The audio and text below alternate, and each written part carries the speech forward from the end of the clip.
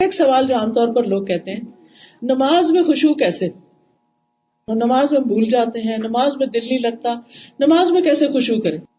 حضرت انس کہتے ہیں نبی صلی اللہ علیہ وسلم نے فرمایا اپنی نماز میں موت کو یاد کرو، کیونکہ جب انسان نماز میں موت یاد کرتا ہے تو ممکن ہے وہ اپنی نماز اچھی طرح پڑھنا شروع کر دے، اور اس آدمی کی طرح نماز پڑھو جو یہ سمجھتا ہے کہ یہ نماز اس کی آخری نماز ہے، اس کے بعد اس نے کوئی اور نماز نہیں پڑھنی.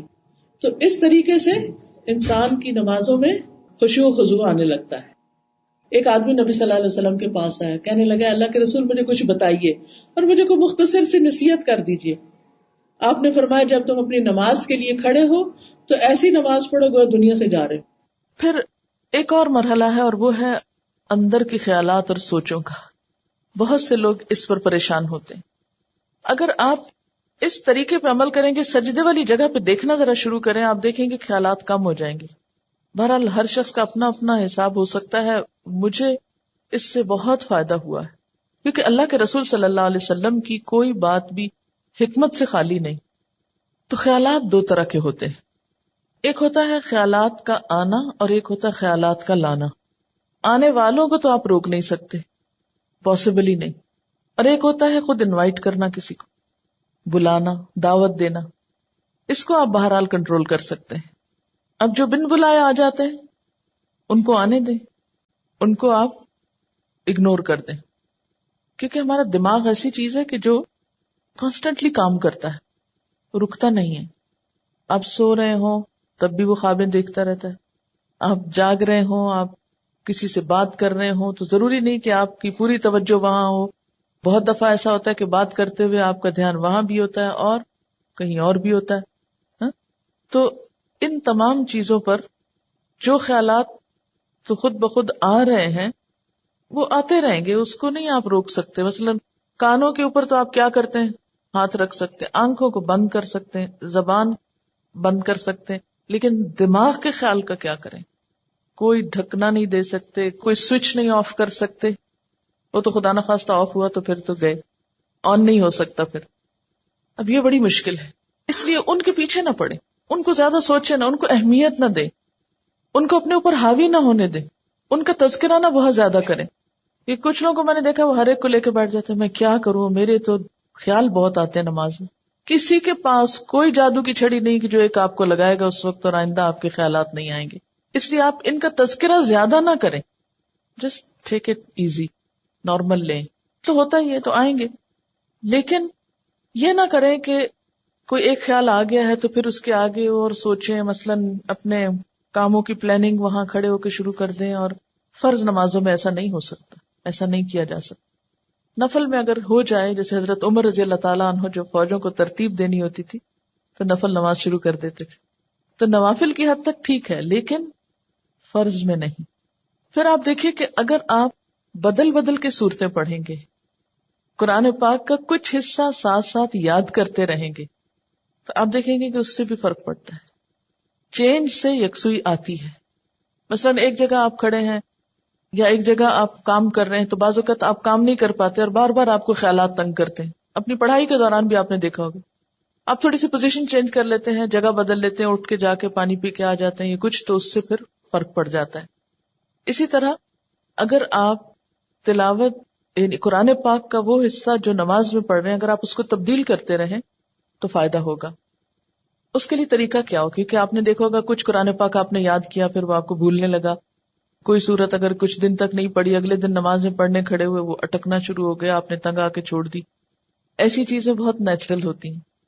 اس کا علاج کیا ہے؟ ایک پاکٹ سائز کا چھوٹا سا قرآن پاک کا نسخہ جو ہے وہ نماز کے وقت میں قریب رکھ لیں. میں نے ایک باسکٹ سی بنائی ہوئی. تو آپ کیا کریں، دعاؤں کے کارڈز، تسبیح اور جو قرآن پاک کا نسخہ، اگر آپ چشمہ لگا کے پڑھتے ہیں تو چشمہ، یہ ساری ضروری چیزیں جو ہیں اس کے اندر موجود ہوں. وہ آپ اپنے بیڈ روم میں، اپنے وارڈ روم میں کہیں ایک جگہ پر اس کو رکھ لیں. جو ہی نماز پڑھنے لگے جائے نماز بچھائی اور اٹھا کے وہ ٹوکری پاس رکھ لی. اچھا سنت پڑھ لی آپ نے، اب آپ نے ارادہ کیا کہ میں آج فلاں سورت پڑھوں گی اور آپ کو بھولی ہوئی ہے یا آپ سمجھتے ہیں کہ آپ کو یاد دہانی کی ضرورت ہے. کئی جگہ ہوتے ہیں نا وہ شبے پڑ جاتے ہیں. تو آپ کیا کریں، شروع کرنے سے پہلے 1 سیکنڈ کے لیے ان جگہوں پر دیکھ لیں اس کو پھر رکھ لیں، پھر آپ نماز پڑھیں. آپ انشاءاللہ وہ صورت بہتر طور پر پڑھ پائیں گے. جب آپ پڑھیں گے تو آپ دیکھیں گے کہ آپ کی واقعی نماز میں خوشی پیدا ہوگی، کیونکہ کچھ عملی تدابیر بھی ہوتی ہیں کہ یکسوئی والی جگہ ہو لیکن ساتھ ایسی چیزیں موجود ہوں. مثلا اگر آپ نوافل پڑھ رہے ہیں اور آپ تھک گئے ہیں بیچ میں، تو بجائے اس کے کہ اپنے اوپر زور زبردستی کر کے پھر کھڑے ہو جائیں، آپ بیچ میں تھوڑا بیٹھ بھی سکتے ہیں، یا یہ کہ سلام پھیر کر آپ دعاؤں کا کارڈ نکالیں، کچھ دعائیں پڑھ لیں، اس میں آپ ریلیکس بھی ہو جائیں گے اور ساتھ یہ ہے کہ دعائیں بھی مانگی جائیں گی اور اگلے 2 نفل جو ہیں وہ زیادہ یکسوئی کے ساتھ پڑھے جائیں گے. تو اس طرح کی کچھ عملی تدابیر جو ہیں وہ آپ کی نماز کو اچھا کر دیتی. اسی طرح اگر ماحول کو تھوڑا اور خوشگوار بنائیں، مثلا یہ کہ جائے نماز کے اوپر اگر آپ تھوڑا سا عطر لگا لیں، یا یہ کہ آپ اس کو جھاڑ پٹک کے رکھیں، کچھ عرصے بعد اس کو دھو لیں، صاف کر لیں، تو یہ جو پاکیزگی اور صفائی کے جو مرحلے ہیں نماز کے ساتھ، لباس کے علاوہ، جسم کے علاوہ، جگہ کی صفائی، اس سے بھی نماز میں خشوع آتا ہے. کیونکہ اگر آپ ایسی جگہ پہ نماز پڑھیں جو اسمیلی ہے یا جہاں گھٹن ہے یا جہاں کوئی آکسیجن نہیں ہے، تو اس سے بھی کیا ہوگا کہ آپ کو ایک دم جمائیاں آنے لگیں گی، آپ کو نیند آنے لگے گی، آپ کے اندر ایک بیزاری کی کیفیت ہوگی. تو کن چیزوں سے پھر بچنا ہے؟ مثلا نمبر 1 ہلنا نہیں، نمبر 2 مختلف سمتوں میں جھکنا نہیں. کیسے؟ یعنی یہ نہیں کہ ایک کبھی دائیں ٹانگ پہ کھڑے ہو جائیں، کبھی بائیں ٹانگ پہ کھڑے ہو جائیں، یہ نہیں کرنا. ٹھیک ہے، اگر شروع میں آپ کو بہت لمبی نماز کی عادت نہیں تو مختصر پڑھنا شروع کریں لیکن ہلے بغیر. کپڑوں کو بار بار سمیٹیں نہیں، نہ ان کو جھاڑیں. ایسا دوپٹہ یا ایسا لباس نہیں پہنے کہ جو بار بار گرے اور بار بار آپ اس کو سمیٹنے میں مصروف ہوں. پھر اسی طرح جائے نماز کو درست طریقے پہ بچھائیں. یہ نہیں کہ نماز کے بیچ میں ہی آپ اسے ٹھیک کرنا شروع کر دیں. ایسی جائے نماز پہ کھڑے مت ہوں کہ جو ہر دفعہ میں اکٹھی ہو جائے اور ہر دفعہ میں آپ اس کو سیدھا کر رہے ہوں. جس چیز پر آپ نماز پڑھتے ہیں اس کو بھی درست کرنے کی ضرورت ہے، وہ بھی مددگار ہے. اسی لیے آپ صلی اللہ علیہ وسلم نے نماز کے وقت سامنے نقش و نگار اور جائے نمازوں کے اوپر نقش و نگار اور ان چیزوں کو ناپسند کیا ہے، کیونکہ یہ بھی نماز میں خلل انداز ہوتے ہیں. پھر اسی طرح تن کے بھی نہیں کھڑے ہونا چاہیے، یعنی بہت اکڑ کے نہیں کھڑے ہو بلکہ نارمل نیچرل ریلیکس طریقے سے کھڑے ہوں. پھر اسی طرح نماز میں جمائیاں لینا اور لیتے چلے جانا نہیں، ان کو کنٹرول کریں. اسی طرح جلدی جلدی کرنا، کیونکہ خشوع کیا ہے؟ سکون. اور سکون میں کیا ہے کہ آپ جب قیام کریں تو ہلنا بند کر دیں، رکوع کریں تو اتنی دیر رکوع کریں کہ جسم ہلنا بند کر دے، رکوع سے جب اٹھیں تو کھڑے ہو کر دوبارہ اتنا کھڑے ہوں کم از کم کہ آپ کا جسم ہلنا بند کر دے. پھر جب آپ سجدے میں جائیں ٹک جائیں اور اس وقت سر اٹھائیں جب تسبیحات پوری ہو چکی ہوں اور ہلنا بھی ختم ہو چکا ہو. یہ نہیں کہ آپ ایک کانسٹنٹ موومنٹ میں کھڑے ہوئے تو رکوع میں ہلتے ہلتے پھر کھڑے ہو گئے، پھر سجدے میں ابھی ہلنا بند نہیں تو پھر کھڑے ہو گئے اور پھر واپس پلٹ گئے. یہ ماری ماری نماز جو ہے جلدی کی، اس سے قطعاً خشوع نہیں آتا. خشوع کے لیے آپ کو ٹھہر ٹھہر کر آہستہ نماز پڑھنی ہوگی. مسئلہ پیش آنے پر، مسئلہ نماز میں خشوع نہیں، مسئلہ پیش آ گیا، مسئلہ پیش آنے پر مسئلے کو پہچانے، اس کے اسباب جانے، یعنی مسئلے کو آئیڈینٹیفائی کریں. پہلے یہ ہے مسئلہ، خشوع نہیں آ رہا، پہچانے وجوہات کیا ہیں، کیوں نہیں آ رہا. ایک وجہ کہ جگہ ٹھیک نہیں، 2 وجہ کہ قرآن یاد نہیں، 3 وجہ کہ آس پاس شور ہے وغیرہ وغیرہ، وجوہات معلوم کر لیں.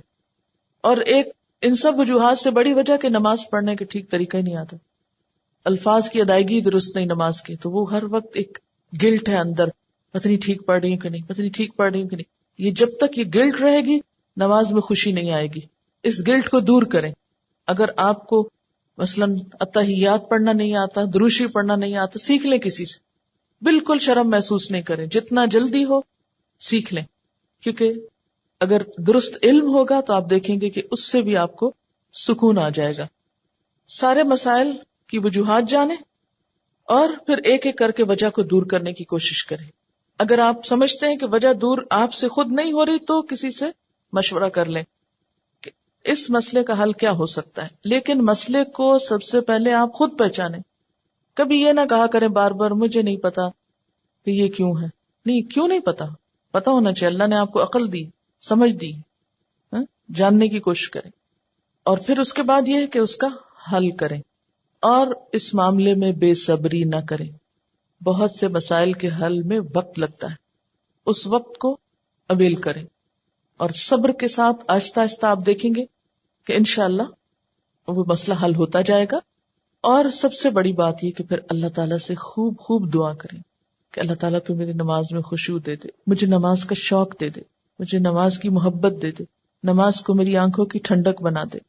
اس طرح کی جو بھی دعائیں آپ کے دل میں آئیں، آپ دیکھیے کہ مانگنے کے لیے آپ کے اندر سے بات اٹھنی چاہیے نا. دعا کوئی مصنوعی چیز نہیں ہے کہ کوئی مانگ رہا تو آپ اس کو دیکھ کے آپ بھی شروع کر دیں. اس کی ضرورت آپ کو خود محسوس ہونی چاہیے کہ یہ چاہیے مجھ کو، یہ مانگنا ہے مجھے، اس کے بغیر میرا گزارا نہیں ہو رہا. تو جس طرح دنیا کی چیزوں کے لیے ہم تڑپ تڑپ کے مانگتے ہیں، اسی طرح دین کے لیے بھی، اپنی آخرت کے لیے بھی تڑپ تڑپ کے مانگنا سیکھیں. انشاءاللہ آپ دیکھیں گے کہ اللہ تعالیٰ کی رحمت بہت قریب ہے. ہوتا یہ کہ جب ہم نماز میں لطف اٹھاتے ہیں تو ایک نماز کا اچھا پڑھنا آئندہ کی نماز کے لیے خود بخود انتظار کی کیفیت پیدا کر دیتا ہے نا، کیونکہ آپ نے اس کو انجوائے کیا ہوتا ہے. اور اگر ایک نماز آپ نے خراب پڑھی تو اس کے بعد دل پہ بوجھ پڑتا ہے، اس بوجھ سے گلٹ آتی ہے، اور پھر انسان کہتا ہے کیا فائدہ، پتہ نہیں پچھلی کا کیا بنا، اب اگلی کیا پڑھوں. بس وہ ایک پھر ڈگمگانے کی اور کشمکش کی کیفیت پیدا ہو جاتی. تو ہر نماز اپنی جگہ اہم ہے، اور ہر نماز کے اندر ایسی کوشش ضروری ہے جو اگلی نماز کے لیے ایک تیاری بن جائے، یا ایک گراؤنڈ پریپئر کر دے، یا اس کے لیے ایک بنیاد بن جائے. حضرت علی رضی اللہ تعالیٰ عنہ فرماتے ہیں کہ دائیں بائیں التفات یعنی گوشہ چشم سے دیکھنے سے بچنا خشوع ہے. یعنی نماز میں کھڑے ہو کر دائیں بائیں نہیں دیکھنا، ادھر ادھر نہیں دیکھنا، اور آنکھوں کے کناروں سے بھی نہیں دیکھنا. جو اس سے بچ جائے گویا وہ خشوع کی حالت میں ہے. حضرت عطا فرماتے ہیں کہ بدن کے کسی حصے سے نہ کھیلنا خشوع ہے. یعنی نماز میں بے وجہ کھجانا یا کپڑے ٹھیک کرنا، ہلنا جلنا، آگے پیچھے ہونا، کبھی ٹانگ اٹھانا، کبھی انگلیاں مروڑنا، کبھی کچھ کرنا، کبھی ایک ٹانگ پہ بوجھ ڈال کے کھڑے ہو جانا، یہ سب چیزیں خشوع کے خلاف ہیں. حضرت ابو ذر رضی اللہ تعالی عنہ سے روایت ہے کہ رسول اللہ صلی اللہ علیہ وسلم نے فرمایا، اللہ تعالیٰ نماز کے وقت اپنے بندے کی طرف برابر متوجہ رہتا ہے جب تک وہ دوسری طرف التفات نہ کرے. یعنی بندہ جب رب کی طرف متوجہ رہتا ہے تو رب بھی بندے کی طرف متوجہ رہتا ہے. جب وہ دوسری طرف التفات کرتا ہے یعنی گوشہ چشم سے دیکھتا ہے تو اللہ تعالیٰ اس سے رخ پھیر لیتے ہیں. یعنی آپ کا دھیان اگر اللہ کی طرف رہا تو اللہ کی توجہ بھی آپ کی طرف. جو ہی آپ نے ادھر ادھر منہ کیا، توجہ کی، اللہ نے بھی اپنا رخ پھیر لیا. نبی کریم صلی اللہ علیہ وسلم نے حضرت انس کو حکم دیا کہ اپنی نگاہ اس جگہ رکھو جس جگہ سجدہ کرتے ہو، اور یہ کہ نماز میں دائیں بائیں التفات نہ کرو. یعنی نماز کو خشوع کیا ہے؟ نگاہیں سجدے کی جگہ ہوں. اگر آپ اس عمل میں کامیاب ہو جائیں تو یقین مانے آپ کی نماز میں خشوع آ جائے گا. بہت سے لوگ یہ سمجھتے ہیں کہ شاید آنکھیں بند کر کے نماز پڑھنے سے زیادہ خشوع آتا ہے، جو کہ غلط فہمی ہے. ایسا کرنا پسندیدہ بھی نہیں. لگتا بہت آسان ہے کہ کچھ چیز نظر نہ آئے تو ہمارا دھیان زیادہ اللہ کی طرف ہو جائے گا، لیکن آج آپ نماز میں تجربہ کر کے دیکھیں، جو لوگ آنکھیں بند کر کے پڑھتے ہیں وہ آنکھیں کھول کر سجدے کی جگہ دیکھنا شروع کریں. اس میں یہ ہوتا ہے نا کہ جب ہم بچپن سے ایک طریقے پہ نماز پڑھ رہے ہیں، کبھی کسی نے ہمیں ٹوکا نہیں، کیونکہ ہم سب سے زیادہ مائنڈ اس وقت کرتے ہیں جب کوئی ہماری نماز کی اصلاح کرنا چاہے.